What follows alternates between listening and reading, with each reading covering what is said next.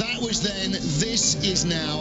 Audi's Tom Christensen, Alan McNish and Loic Duval, the man who claimed pole, will win for Audi. They started first, they finished first in the 2013 Le Mans 24 Hours. And if that is all you ever hear about this race, there is so much more that we couldn't possibly fit in. 9 wins now for Mr. Le Mans, and tears in his eyes too, I am very glad to say. Loic Duval would go on to win the 2013 World Endurance Championship with Audi after securing 3 victories along the 2013 season. Before his time in the World Endurance Championship, Loic Duval was incredibly successful in the Japan formulas of Super GT and Super Formula, winning both of those series in his time in Japan. He would also go on to race in Formula E, securing many points finishes in his 3 seasons in the sport. For 2017, Loic's main aim was the DTM Championship with the Audi Sport Team Phoenix, after Audi pulled their program in the Le Mans 24 Hour Series. Let's speak to the man himself before the last couple of races in Hockenheim 2017.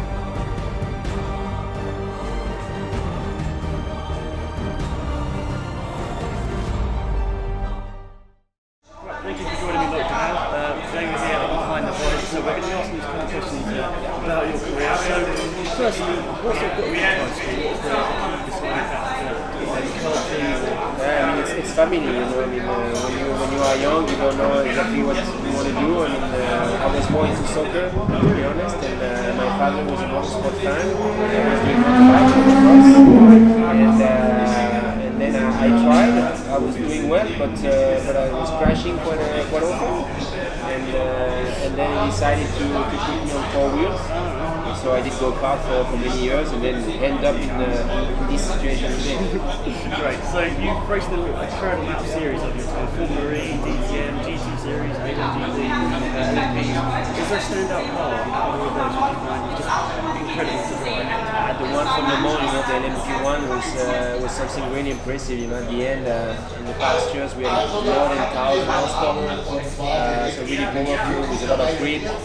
Also the event, being able to race in Le Mans, which is one of the biggest races in the world, if not the biggest, it was something really special. So for sure those cars, but I have to say I enjoy really racing many cars.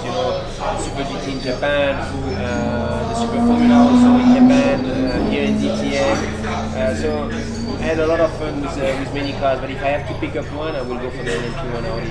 So what about Formula E? Because obviously that's a different type of motorsport to the rest of them. How does that feel? Is that a very different experience with the cars? Because they're not as fast as DTM. No, for sure. Today they are slower. They don't make that noise. We are used, and I'm still in a generation that we are using race cars which are noisy. But the format is cool. City centers. So it's only a Saturday most of the time. So it's a really busy day, but it's nice, because we go to the people instead of them coming to us. But for sure, in terms of racing and feeling behind the steering, it's something a little bit different. I'm sure the championship will develop quite big time, in the next few years. So let's see what they are capable to do in few years with those cars. So do you prefer driving on street tracks or I really like street tracks, the challenge, to try to find a limit between the walls, it's a different challenge compared here on a normal racetrack where you have a lot of surface, outside the track where you can go off and you come back on track, so the challenge is not as big, even though you always have to compromise and to find the quickest way to go around the corner. But you know that if you go 110% and if you do a mistake, you just end up going a little bit off and you come back on track. In a street track, if you go 110 and you go off, the car is in the wall, so it's a different type of racing. So, as I mentioned, you've been in so many series over the last couple of years, but this is your first in DTM. Yeah. So, what was your first opinion when you heard that you might be driving DTM? Oh, it was nice, I've been racing in Formula 3 13 years ago, something like that, so I was racing the same weekend as DTM, and it is one of those series in Europe, which one of the biggest. You have the F1, you have the DTM, you have Le Mans, but it's really a top category in Europe. So I was looking at it, I was watching it when I was doing Formula 3, and Then I went back in Japan, and I came back in Europe. And when I had the offer to join DTM, for sure it was a great challenge. Even though I knew it would be difficult, I have to say I had some tough time this year. But lucky in a way, I've been able to do one podium, to score some points. But for sure it's been a difficult one. But also it shows that the challenge is not easy, and I'm looking forward to the next race. So this is your last race of the season. Would you say that it's been a good learning experience this season? Yeah, we can see that the curve, was really positive from the beginning to the end. I mean, we had a really difficult weekend at Nürburgring, but more us as an Audi team, than anything about myself. So, but let's say that the learning curve, you could see that it was progressive, was getting better and better. From summertime, in Moscow, Zandvoort, also in Austria, the last race. I mean, we could see that the pace was there. So we still don't put everything together, and when you don't put everything together, you miss 3 or 4 tenths, but it's huge, 3 or 4 tenths of second in DTM, because it's really, really tight. So we have to put everything there, but I'm sure that we are capable to do. I mean, we show it a few times, not enough, but we have to do more, but we can do it for sure. Awesome. So just for people at home watching, what would you say is a tip for a young driver trying to get to your position where you are right now? Just always, believe in your dreams. Fight hard for them. I mean, motorsport is not the easiest sport for sure, because on top of being talented and good, for sure you have to find solution to pay for the sports. But if you have the talent and if you work hard, you're gonna find solution to make it happen. Great, thank you. I appreciate Thank you very much. Thank you. Hopefully you guys enjoy it. Thank you. So there we are then, guys. Thank you for watching this video. Hopefully you did enjoy it. I do need to apologise, because you can probably tell from the video itself, we really did struggle with the audio and the video on the day. A kind of a funny story on this one. It was a bit of a crazy day, that one.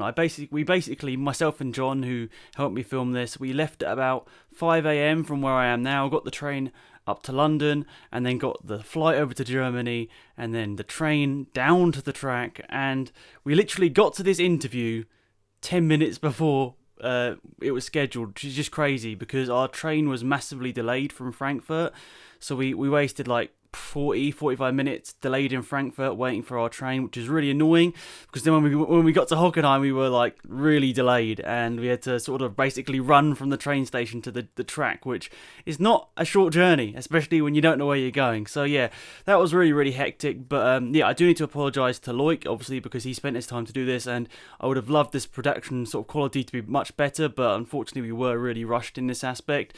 But we got the interview done. I think it was actually a really interesting interview. Loic, a really fascinating driver. At the time, we weren't sure whether he was going to be racing in Formula E for this season, which was always a little bit questionable. So I wanted to ask him the questions about Formula E, but at the same time, I wasn't sure whether he was going to get a seat. So that's why some of the questions were as they were. And of course, Loic going to a second season now of DTM, and I think he's also doing the WeatherTech US sort of endurance series over there as well, so he's got a very busy season, this one as well, obviously racing alongside DTM as well. So yeah, once again, massive thank you to Audi, DTM, Loic for doing this interview. I really, really appreciate it. It's awesome that this all came together. This was actually my first interview, even though it's the third one in this series. This was my first interview. This was it took a bit more time to get done, because of obviously all the extra stuff that needed to be done to it to try and make it a little bit more representationable. So yeah, I apologise to everyone that isn't the best video in terms of audio and in terms of the video. I tried my best in the editing. A lot of the audio stuff just didn't work that I tried, so the subtitles do their best, I hope. So yeah, thanks for watching again, guys. Hopefully you enjoyed the video. Fingers crossed, some more interviews coming soon. I've been invited to some really cool events over the next couple of weeks, so I can hopefully get you guys some really, really cool interviews down. So yeah, hopefully we'll see some other episodes of Behind the Visor coming up soon. Yeah, so the Bruno Sprengler one went really well, the Matt Neal one went really well, and this Loic Duval one went really well, apart from the unfortunate quality issues that we got. But yeah, sorry, I've rambled on long enough, but I just want to say a massive thank you to everyone, and hopefully you've enjoyed the series, and thank you to all the new subscribers that might not know too much about this series. But yeah, I've really enjoyed doing this, and hopefully you guys will enjoy the future episodes. So yep, that's it from myself. Thank you for watching. Please remember to go and follow my friend John. He you know, he did all the cinematography for this, or, you know, he did all the setting up of the camera sort of stuff whilst I was prepping myself for the interview, so I appreciate massively his help. I'll link to his Instagram down below. I'd really appreciate if you can give it a follow. He's posting car motorsport pictures from our events over the last couple of months, so yeah, I think you'll find it interesting, so it's worth a link. It's down, oh, sorry for hitting the mic, it's down below in the description. So there we are, I've rambled long enough. Thank you guys for watching, have a fantastic day, and I'll see you guys all around soon. Goodbye.